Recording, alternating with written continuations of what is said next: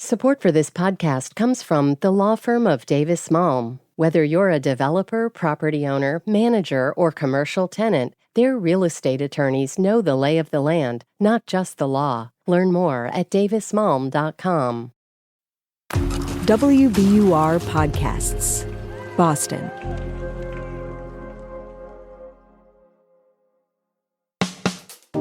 I'm Daryl C. Murphy, and you're listening to The Common.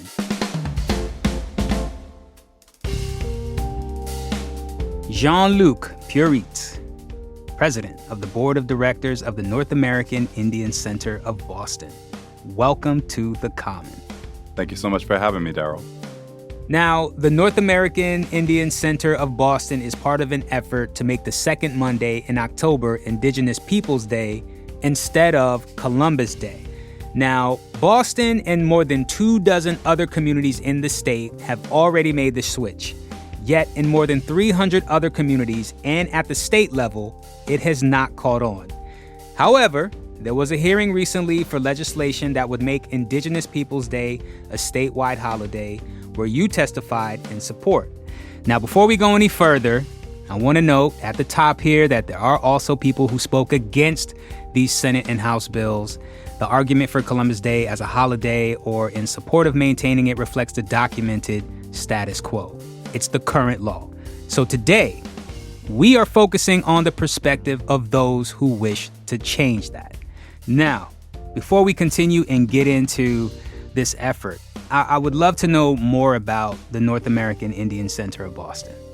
Yeah, so the North American Indian Center of Boston, we started life in 1969 as the Boston Indian Council. And for the past over 50 years, we have provided cultural and social services for the New England Native American community, focusing primarily on employment and training. But we really tried to focus on expanding services to catch as many of our Indigenous folks within the greater Boston area as possible. Tell me about the Indigenous population in the state. How robust is it? Yeah, so, I mean, at the top, we absolutely have a data equity issue. Mm-hmm. But that said, as of the 2020 census, American Indian population here within the Commonwealth, when you actually look at sort of the extended family, American Indian with two races, you have about 95,000 people. And that's up from previous estimates. So you have a voice that continues to grow in terms of that those advocacy efforts as well. Understood. Well, speaking of those advocacy efforts, Massachusetts is one of many states in the nation that do not recognize Indigenous Peoples Day, which falls on October 9th this year. You spent some time at the Statehouse on Tuesday speaking at a committee hearing about bills that would change that. Tell me about that experience and some of the stories you heard. There were 2 points that I really tried to drive home for the legislators. Number one, so I'm also, in addition to president of the North American Indian Center of Boston, I'm also an MLK visiting scholar at MIT's Department of Urban Studies and Planning. Mm-hmm. And so I lead a seminar on Indigenous water and energy planning. In those classes, I regularly interact with Indigenous peoples, women in particular, from the Kurdish region of Turkey, from Bangladesh, Maori women from New Zealand, and so forth. I mean, these are international scholars that are coming to Massachusetts to live, to work, to study, to further themselves, because they see the value in the education that's here. Mm-hmm. And so you look at that, and then you look at, how Massachusetts is perpetuating Columbus Day over Indigenous Peoples Day. You really start to question, what is the atmosphere that we're fostering when you have Indigenous peoples from all over the world coming here? But then also there's the movement factor. Because while the state is not pushing forward the bill for the establishment of the statewide Indigenous Peoples Day, and when I say that, I'm referring to, this is not the first session. These are multiple sessions that we've gone, and the bill has been voted out of committee favorably. Mm-hmm. And so we're stuck at trying to figure out, how to get it to the Speaker of the House, the Senate President, bring it to a floor vote, pass it. While that's all happening in the State House, the movement continues to grow. And that is on college campuses, that is within city and town meetings, and that is within workers' unions as well. So we're really appreciative of the growth of the movement, but we really do need the establishment of that day in lieu of Christopher Columbus Day. So tell me, what's the resistance to making Indigenous Peoples Day a statewide holiday in place of Columbus Day? When we talk about resistance to some of the questions that our movement is posing, we're actually kind of up against a different culture. And so when we're talking about Massachusetts in particular, we have to kind of reconcile what is the role of Massachusetts, what is the role of Boston within the invention of Columbus Day as we know it. Well, a couple of things that are not necessarily talked about is the Youth's Companion, a children's publication that was along Columbus Avenue in Boston. And then the marketing campaign that came out of that publication, which led to the installation of American flags in each of the public schoolhouses and the recitation of the Pledge of Allegiance. And that all kicked off on that Columbus Day that was established by President Harrison in 1892. So we really have to drive home Massachusetts' role in tying Columbus Day, not to something that honors Italian Americans specifically, but something that is really tied and rooted in American patriotism. Well, I would like to go to the clip from a co-organizer of United American Indians of New England who testified at the hearing. My name is Matoi Monroe. I'm Lakota and co-leader of United American Indians of New England. What happened in 1492 is not a matter of interpretation, nor is it a subject of debate. While some here today will deny the history and slaughter, our painful reality as Indigenous people is that the genocide that began more than 500 years ago continues to reverberate today. Celebrating Columbus erases the near annihilation of Taino, Arawak, and many other peoples. And we also have a clip from the co-founder of Italian Americans for Indigenous Peoples Day.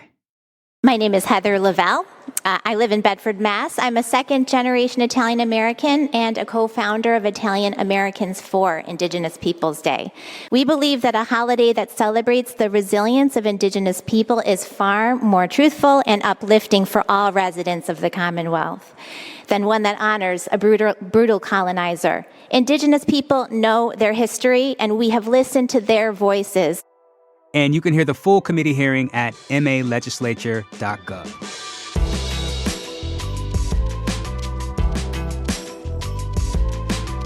We're going to take a quick break, but we'll be right back.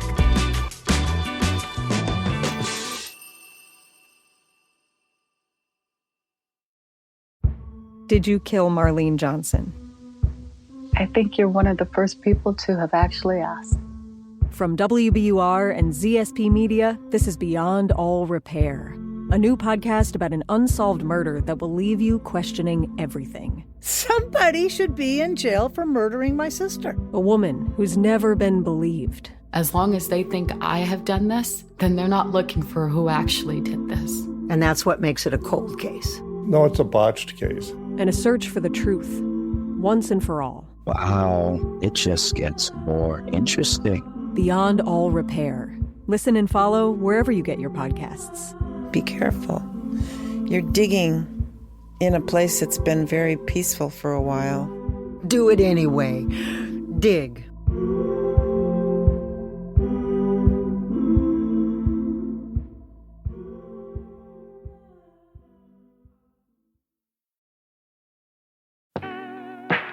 And we are back with Jean-Luc Pierite of the North American Indian Center of Boston. Jean-Luc, how does it feel to see people from outside of the Indigenous community, especially Italian Americans, standing in support with you? Yeah, the actual experience of sitting within that panel, having Matoine, a co-lead of UAIN, having my ED, Raquel Halsey from NACOB, having Heather Lavelle from Italian Americans for Indigenous Peoples Day. These three women for years now have really led the charge in terms of like the organizing around Indigenous Peoples Day. But it's really meaningful to have somebody from outside of the community.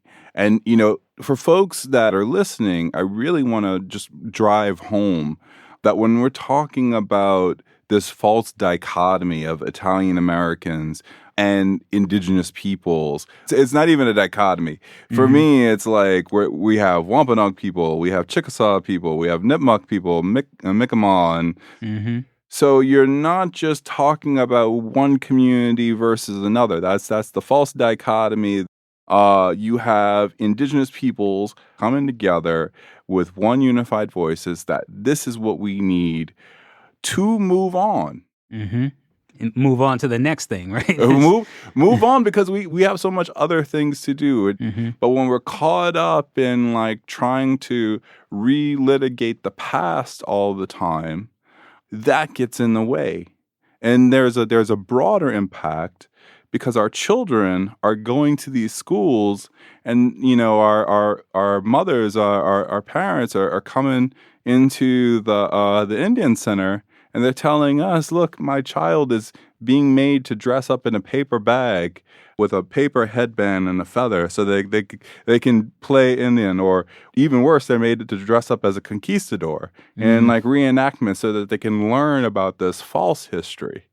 And that has even, broader impacts of like, all of the things that we're fighting against that get in the way of the well-being for our children and for our families. So we really need to like get to a point where we're talking about those deeper issues.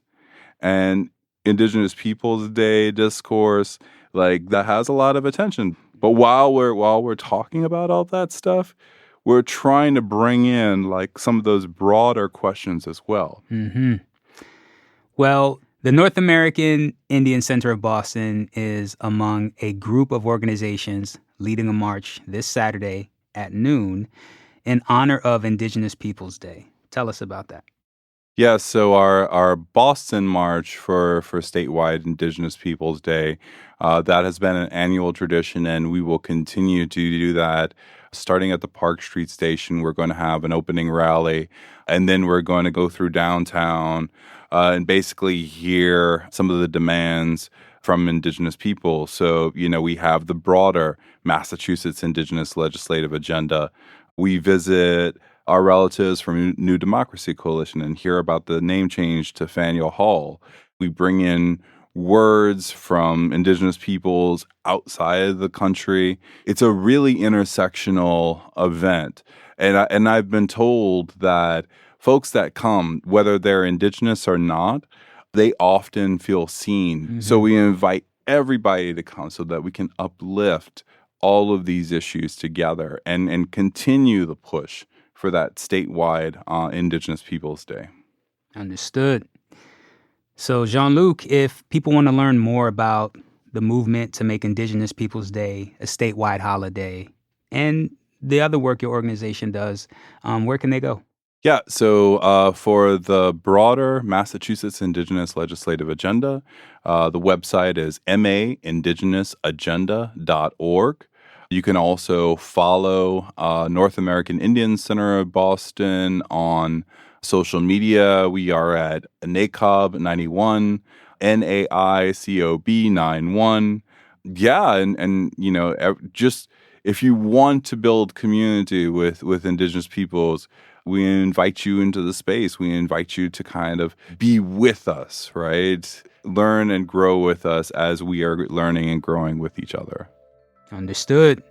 Well, Jean-Luc, thank you so much for coming through to The Common and talking to us about this. We really appreciate it. Absolutely. I appreciate the time.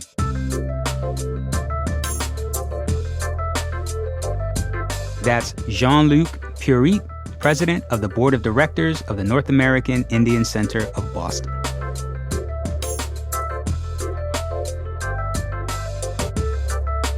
And that's our show for today. Thank you so much for listening to The Common.